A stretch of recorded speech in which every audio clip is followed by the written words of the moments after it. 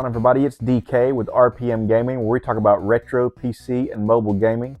Hope everyone's doing well out there.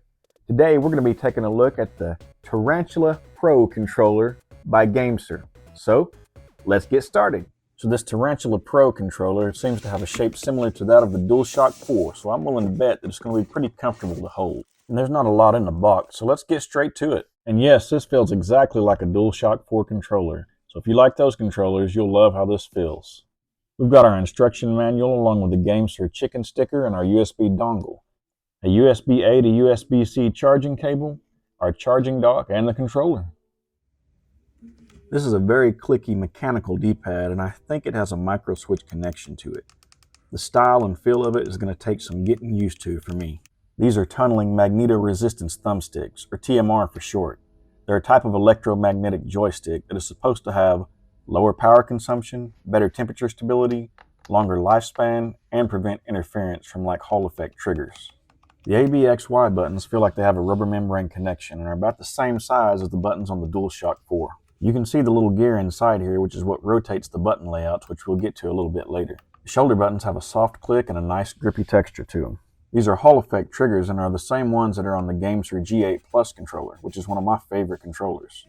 Around back we have our mappable L4 and R4 buttons, and these also have lockouts on them in case you want to disable those too. We also have our trigger locks from the back, which actually turn these into true digital triggers, as you can hear the click. I think this makes the controller feel a little more premium instead of just having a stopping point for the trigger. We also have our M button, which you can use in combination with other buttons on the controller for a whole host of quick commands. Even though the USB dongle has a pair button on it, you do not have to hit it each time to connect your controller. If the dongle is off, your controller will wake it. And the charging dock also has a place to plug in the dongle, as well as a USB-C charging port. This is always a nice feature to have to free up USB ports on your device. Now let's turn this thing on and get rolling. You can see the RGB lights on the face buttons. I've got them set up to match the colors of the DualShock 4 controller, which I think is kind of neat. Now we're going to tap that Gamester Rooster button and the X button to put it in X input mode and connect to the PC. Now here's what is supposed to be one of the main selling points of this controller. You'll use the menu and Windows button and hold it down for 2 seconds, and it'll switch the controller from Xbox mode to Nintendo Switch mode. Press it down again for 2 seconds and it'll switch it back to Xbox mode. Using the menu and Windows button for this function only works in X input mode. For the other modes, you'll have to use the M button and the bottom face button. When connecting to iOS, the controller should show up as DualShock 4. It will also show the Gamester Tarantula Pro, but the DualShock 4 is the one you want to connect to. Gamester's app is completely free and has a lot of really neat features. It'll show you whether your controller is connected properly, as well as the battery percentage. You can do controller testing in it. You can go back and forth between Switch and X input mode, along with setting up your button mapping combos. You can also set the dead zone on your thumbsticks, as well as the dead zone on your triggers, along with digital and analog trigger settings. They also have a product encyclopedia that lists all their products to date, along with connection tutorials and product manuals for each one. I don't recommend upgrading to the latest firmware with this particular controller. Doing so for me resulted in connection issues with both PC and iOS. Instead, I recommend using the 2.1 release. That one seems to work the best. Gamester also has a light settings option where you can tweak the RGB lights on the controller and set up your own color profiles. Now let's test out this D-pad on the Contra test. And by the looks of it, it doesn't look like it's going to go too well. Seems like it's going to be pretty difficult to hit a diagonal when you really want to. For me, it feels like you've got to press in the center of the D-pad and then try to pivot in order to get a diagonal. And while you can hit a diagonal, it is pretty difficult to do so with this particular D-pad. Let's test out a little old school Street Fighter on it. And yep, just like I thought, it's pretty difficult to do the moves on this one too with this D-pad. I really wish they'd just stuck with the D-pad they used on the G8 controller. That is a great D-pad. The edges of it are just kind of sharp, and it doesn't want to pivot on the outer edges, just in the center mainly. For me, it would take quite a bit of practice on this D-pad, and probably a lot of calluses on the thumbs in order for me to be good at it. Moving on to the Nintendo Switch, in order to pair the controller, you're going to want to be in the Change Grip Order section, hold down the rooster symbol and the top face button to put it in Switch mode, and it'll pair pretty quick after that. Using the D-pad on a platformer like Super Mario 2 or something like that, it's really not that bad. You're not scraping your thumbs across those sharp edges. And maybe using it on a fighting game like Mortal Kombat, where you're not having to hit diagonals, just precise direction buttons, it may work good for something like that as well. As far as the motion controls on the Switch, this controller's not working with it either. Maybe I'm just doing something wrong. If you guys know how to get it to work, let me know in the comments. Moving on to PC, with your dongle plugged in, hold down the rooster symbol and the left face button in order to connect. The Tarantula Pro will have 4 different controller layouts, 2 of which will have the motion controls. In order to switch between the layouts, you'll want to hold down the menu button and the Windows button. And as usual, the controller will disconnect and then reconnect in the different layout. The controller always starts out in the Xbox layout, so if that's not the one you want, you'll have to switch it each time. The layouts are Xbox, Nintendo Switch Pro controller, PS4 DualShock, and then the generic layout as well. The PS4 and the Nintendo Switch are the only ones that have the gyro. And since this looks like a DualShock 4 controller, and I've got my buttons matching the colors of the DualShock 4, let's go with this layout and test out that gyro.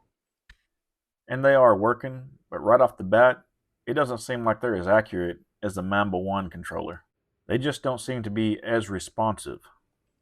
Let's take it into some combat and see how we do. Like I've said before, I don't use gyro a whole lot, but from what I can tell, they're just not as good as the other controllers I've used, the Mamba 1, and especially not the 8BitDo. I wanted to test out these motion controls on a driving game. This is Forza Horizon 4, and I turned the sensitivity up on them a little. And you can see they're not super sharp, which that may be how it is with all motion controls. But I mean, it's usable, somewhat. Figured we might as well do a little testing on the modern day Street Fighter as well.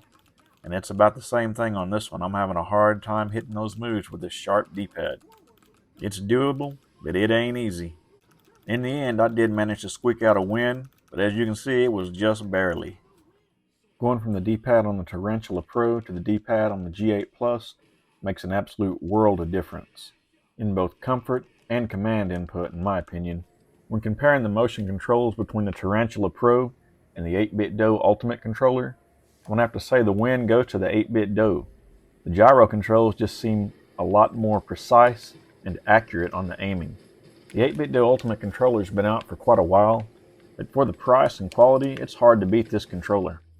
And in the D-pad category, between the Tarantula Pro and the 8BitDo, it's another win for the 8BitDo. But in my humble opinion, the best D-pad is still on the G8 Plus.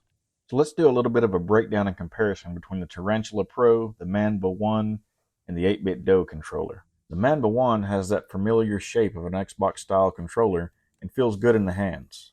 The face button and D-pad are micro-switch connection, and although I wasn't a fan of the D-pad at first, it's starting to grow on me. And of course, the screen is a standout feature of the controller, where you have a ton of customization options available on the fly. And of the 3 controllers, these thumbsticks feel the most comfortable to me due to the concave top. And the motion controls of the Mamba 1 seem to be on par with the 8BitDo. One minor complaint I have about the Mamba 1 controller would be the triggers. They just feel kind of cheap, especially when you switch them from analog to digital triggers. And I say minor because you can always just program them to the hair triggers and not use this function at all. And now on to the Tarantula Pro, which also has a familiar shape and feel to it, due to it closely resembling the DualShock 4 controller. All of the face buttons have that micro-switch connection except for the rooster symbol and the ABXY buttons. Those feel like more of the rubber membrane style to me. And while I do like this controller, I'm just not a fan of that D-pad. It just seems a little on the inferior side, especially when compared to GameSir's G8 D-pads, which are a lot better. This one's just really hard to hit those diagonals on, and the edges are kind of sharp. And while I prefer the concave top on the thumbsticks, these on the Tarantula Pro are really comfortable. They have a really smooth travel with that anti-friction ring, a nice range of motion, and just the right amount of resistance. I actually like these thumbsticks better than the ones on the Mamba 1 controller. Another area the Tarantula tops the Mamba in is the triggers. To me, these have a nice premium feel to them. And when making the switch on the trigger, these actually feel like true digital triggers, instead of one that just has less range of motion. I think the customizable RGB lighting on the buttons and the mechanical switch input are also really cool features on this controller. But if this was Highlander and there could be only one, I'm going to have to go with the 8BitDo controller. It's got that nice rubber membrane connection, smooth face buttons, Hall effect thumbsticks, as well as the triggers, Bluetooth or 2.4 gigahertz connection with a USB slot inside the charging dock for the dongle. And the motion controls on this controller are top notch. So in this comparison, it's 8-bit dough for the win. Alright everyone, now that I've spent a little time with the Gamester Tarantula, this controller is both comfortable and familiar in the hands. There's a few things that hold it back for me. The first being that D-pad with those sharp edges and how difficult it is to hit the diagonals on it. I just can't get past that. And next is the issues you have when upgrading the firmware. And lastly, the gyro on this thing is just not on point. On Amazon, it runs about $80, and then you have a 10% off coupon. So for $72, there's just better and cheaper options out there. Let me know what you guys think in the comments. If you like it, if you didn't like it, don't forget to hit that like and subscribe button, and we'll see you next time on RPM Gaming.